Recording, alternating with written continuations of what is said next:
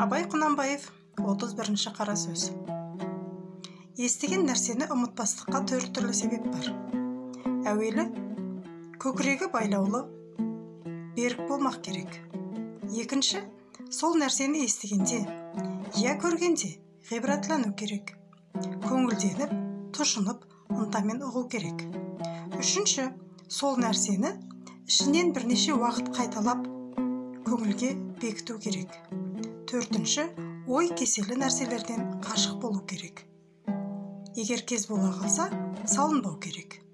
Ой кеселдері: уайымсыз салғырттық, ойыншы күлкішілдік, я бір қайғыға салыну, я бір нәрсеге құмарлық пайда болу секілді.